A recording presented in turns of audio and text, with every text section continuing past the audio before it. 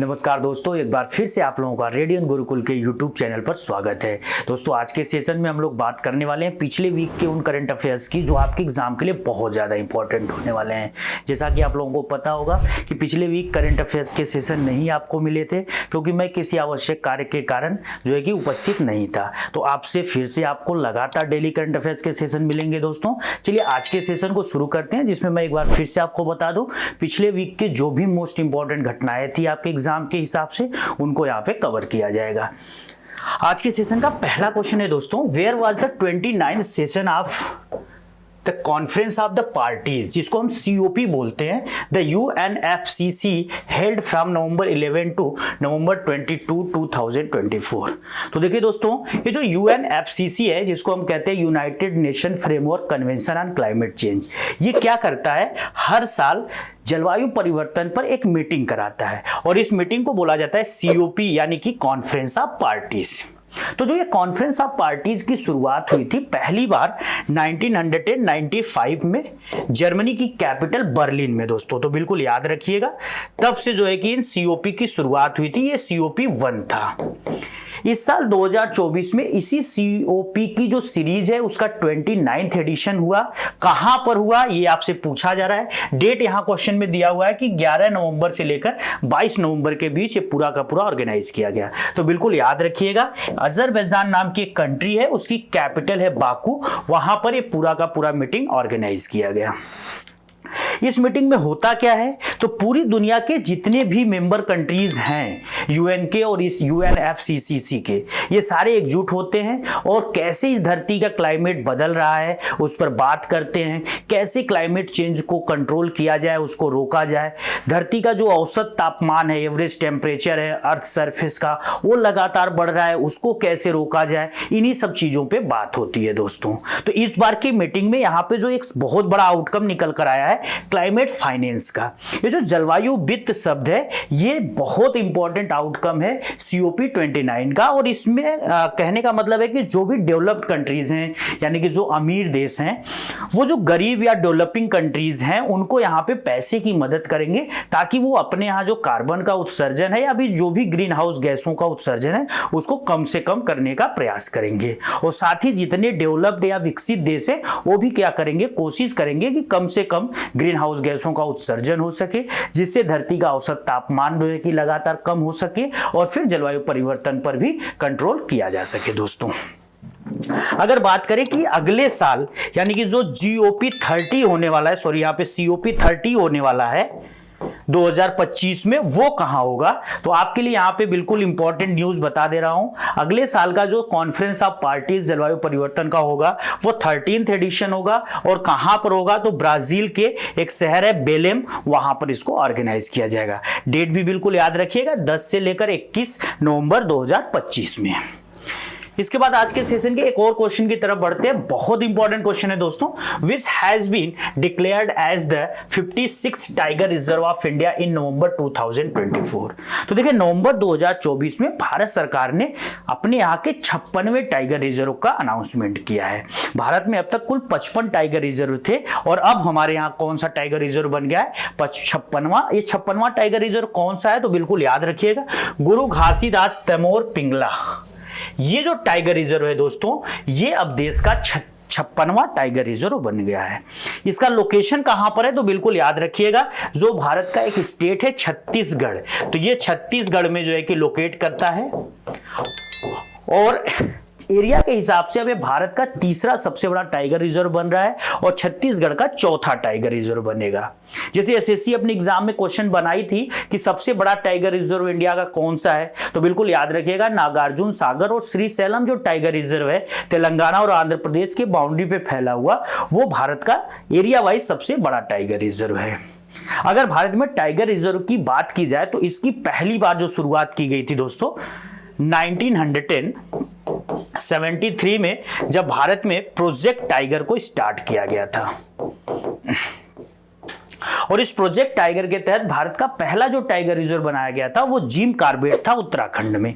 इसके बाद लगातार टाइगर रिजर्व अनाउंस होते रहे और अब का जो नवंबर 2024 का मोस्ट इंपॉर्टेंट करंट अफेयर्स है कि 56वां भारत का टाइगर रिजर्व कौन बना है, तो फिर से एक बार याद रखिएगा, छत्तीसगढ़ का गुरु घासीदास तिमोर पिंगला टाइगर रिजर्व। और हमारे यहाँ के जो union minister of environment, forest and climate change Shri Bhupender Yadav है, उन्होंने इस बात का अनाउंसमेंट किया है दोस्तों।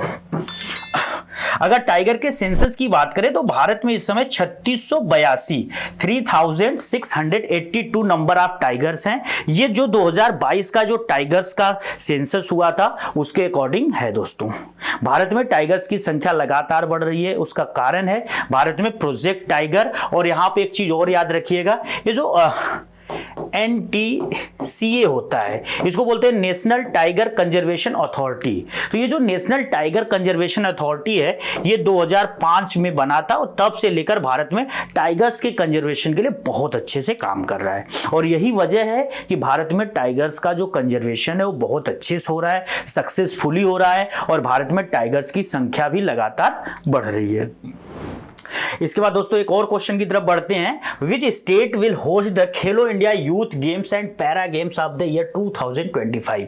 बहुत ही इंपॉर्टेंट ये क्वेश्चन है। जैसा कि आप लोगों को पता होगा, भारत में खेलो इंडिया जो प्रोजेक्ट है उसको 2018 में केंद्र सरकार के द्वारा शुरू किया गया था। और खेलो इंडिया प्रोजेक्ट के तहत खेलो इंडिया यूथ गेम्स, खेलो इंडिया पैरा गेम्स, खेलो इंडिया यूनिवर्सिटी गेम्स, खेलो इंडिया विंटर गेम्स, तो बहुत सारे इसके एडिशन कराए जाते हैं। और अब जो है कि न्यूज ये आ रही है कि खेलो इंडिया यूथ गेम्स का 2025 वाला संस्करण और खेलो इंडिया पैरा गेम्स का 2025 वाला संस्करण कहां पर आयोजित किया जाएगा, बिल्कुल ये फाइनल हो चुका है। तो बिल्कुल याद रखिएगा, बिहार में।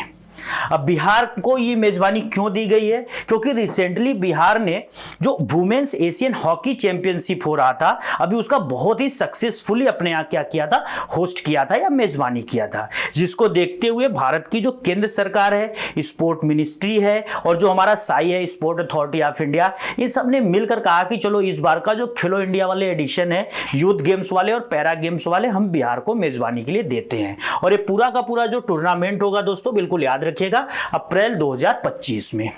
अगर भारत में खेलो इंडिया के एडिशंस की बात करें, खेलो इंडिया गेम्स की, तो 2018 में इसको पहली बार ऑर्गेनाइज किया गया था और 2023 इसका लास्ट वाला एडिशन था। और इसके जो होस्टिंग एरियाज हैं आप इसको देख लीजिए, उसमें नई दिल्ली, पुणे, गुवाहाटी, पंचकुला, भोपाल और चेन्नई, ये लास्ट वाला था। अब जो अगली बार मतलब अगला जो एडिशन होने वाला है वो बिहार में होगा दोस्तों।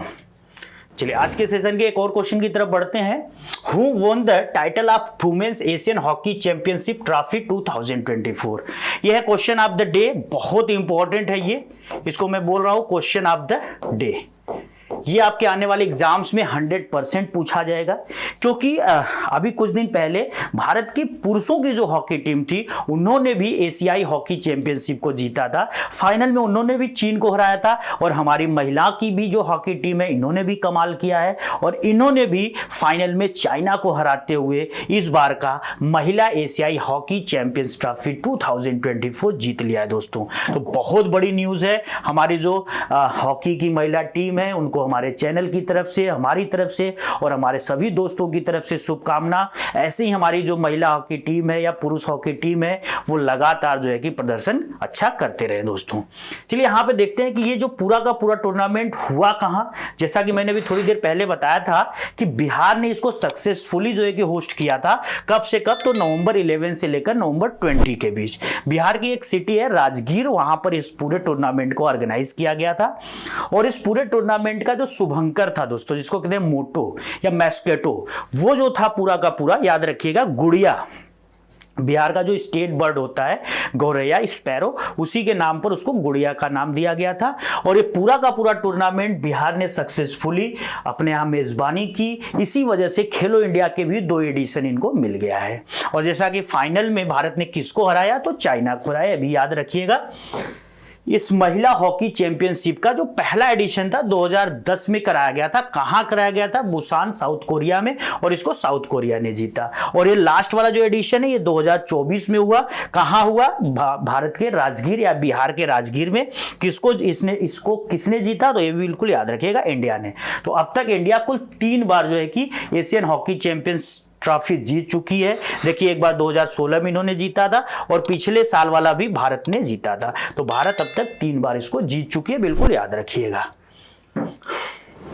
इसके बाद आज के सेशन का एक और इंपॉर्टेंट क्वेश्चन है दोस्तों, who has been appointed as the new controller and auditor general, जिसको कैग कहते हैं, ऑफ इंडिया, यानी कि भारत के नए नियंत्रक एवं महालेखा परीक्षक कैग के रूप में किसे नियुक्त किया गया? तो बिल्कुल नाम याद रखिएगा, के संजय मूर्ति। संविधान का जो आर्टिकल 148 क्लॉज ए है, ये भारत में एक नियंत्रक महालेखा परीक्षक के अपॉइंटमेंट की बात करता है, जिसका मेन काम होता है भारत का जो सरकारी खजाना होता है, यानी कि जो भारत सरकार का पैसा होता है, उसको एक सही तरीके से यूज किया जा सके। इसीलिए कैग को कहा जाता है भारत सरकार के बटुए का संरक्षक, या जो पर्स होता है उसका कस्टोडियन दोस्तों। तो ये बहुत इंपॉर्टेंट है और बिल्कुल याद रखिएगा कि अब ये जो नए बने हैं के संजय मूर्ति, ये भारत के 15वें महालेखा परीक्षक और नियंत्रक बने हैं। तो ये बहुत इंपॉर्टेंट न्यूज है, बिल्कुल याद रखिएगा। इनका अपॉइंटमेंट 21 नवंबर 2024 को हुआ था। इन्होंने किसको रिप्लेस किया है? तो गिरीश चंद्र मुर्मू को। और ये अगर इनके करियर की बात करें दोस्तों संजय मूर्ति के, तो ये 1989 बैच के आईएएस ऑफिसर हैं, हिमाचल प्रदेश काडर के। और इसके पहले अभी ये जो भारत सरकार का हायर एजुकेशन डिपार्टमेंट है, उसमें ये सचिव के रूप में कार्य कर रहे थे। इसके बाद आज के सेशन का एक और इंपॉर्टेंट क्वेश्चन देखते हैं, Which country will host the ICA Global Cooperative Conference, यानी कि इंटरनेशनल कोऑपरेटिव अलायंस जो है उसका ग्लोबल कोऑपरेटिव कॉन्फ्रेंस का सम्मेलन जो हो रहा है, इसकी मेजबानी कौन सा देश कर रहा है? तो बिल्कुल याद रखिएगा, ये भारत में 25 नवंबर को इसका उद्घाटन किया जा चुका है। हमारे देश के जो प्रधानमंत्री हैं नरेंद्र मोदी, उनके द्वारा दोस्तों बिल्कुल याद रखिएगा। ये पूरा का पूरा जो कॉन्फ्रेंस है 25 से 30 नवंबर के बीच चलेगा। नई दिल्ली का जो फेमस प्रगति मैदान का भारत मंडपम है, जिसको इसी पर्पज से बनाया ही गया था कि दुनिया भर के जो बड़े बड़े कॉन्फ्रेंसेज होते हैं यहां पर कराए जा सके। तो बिल्कुल याद रखिएगा, अगर आपसे पूछा जाए कि इस बार का जो इंटरनेशनल कोऑपरेटिव अलायंस है उसका ग्लोबल कोऑपरेटिव कॉन्फ्रेंस कहां पर हो रहा है, तो हमारे देश की राजधानी नई दिल्ली में। कब से कब? तो 25 से 30 नवंबर के बीच। अगर इस कॉन्फ्रेंस की बात करें दोस्तों, या इस अलायंस की बात करें, तो इसका जो स्टैब्लिशमेंट हुआ था 1895 में, और इसका जो हेडक्वार्टर है वो ब्रुसेल्स में है। ब्रुसेल्स बेल्जियम की कैपिटल है, और तब से लेकर अब तक ये हर साल क्या करते हैं, इस कॉन्फ्रेंस को ऑर्गेनाइज करते रहते हैं। आज के सेशन का बिल्कुल लास्ट क्वेश्चन दोस्तों, which country has recently become a full member of ISA, यानी कि कौन सा देश हाल ही में इंटरनेशनल सोलर अलायंस का पूर्ण सदस्य बन गया है? तो बिल्कुल इसका नाम याद रखिएगा, आर्मेनिया। और आर्मेनिया इस तरह से इंटरनेशनल सोलर अलायंस का 104वां मेंबर बना है। बहुत बड़ी न्यूज है। यहां पर देखिए आर्मेनिया के जो रिप्रेजेंटेटिव हैं सदस्यता ग्रहण कर रहे हैं। दोस्तों अगर ISA की बात करें, इंटरनेशनल सोलर अलायंस या अंतर्राष्ट्रीय सौर गठबंधन की, तो इसको 2015 में भारत सरकार के प्रधानमंत्री यानी कि नरेंद्र मोदी और फ्रांस के जो प्रेसिडेंट थे, उन दोनों ने मिलकर जो COP21 वाली मीटिंग चल रही थी, ये बिल्कुल याद रखिएगा, 2015 में कोप की 21वीं बैठक जो हुई थी वो पेरिस में हुई थी। तो वहां पर जो है कि इसको बनाया गया था, ठीक है। और अभी मैं थोड़ी देर पहले जो पहला ही क्वेश्चन डिस्कस किया था कि इस बार की जो बैठक है वो COP29 है, तो ये भी बिल्कुल याद रखिएगा। तो देखिए COP21 की जो पेरिस वाली बैठक थी, वहीं पे भारत और फ्रांस ने मिलकर ISA को बनाया, और इनका मेन पर्पज था कि जो ट्रॉपिक ऑफ कैंसर यानी कर्क रेखा है, और जो ट्रॉपिक ऑफ कैप्रिकॉर्न यानी कि मकर रेखा है, उसके भी जितने भी देश लोकेट करते हैं वहां पे सोलर एनर्जी की पोटेंशियलिटी काफी अच्छा है। तो क्यों ना हम इन देशों को टेक्नोलॉजी से लेकर फाइनेंस से लेकर मदद करें और वहां पे सोलर एनर्जी का प्रोडक्शन काफी मात्रा में बढ़ा सके।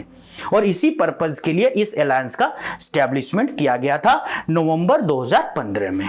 और इसका जो हेडक्वार्टर है दोस्तों बिल्कुल याद रखिएगा हरियाणा के गुरुग्राम में है। ये भी कई बार क्वेश्चन पूछता रहता है और मैं बार बार कह रहा हूं कि इंटरनेशनल सोलर अलायंस का जो मेन पर्पज है पूरी धरती पर सोलर एनर्जी की प्रोडक्शन को बढ़ाने के लिए, उसको क्या करते हैं, टेक्नोलॉजी से लेकर, इनोवेशन से लेकर या फाइनेंस से लेकर मदद करना।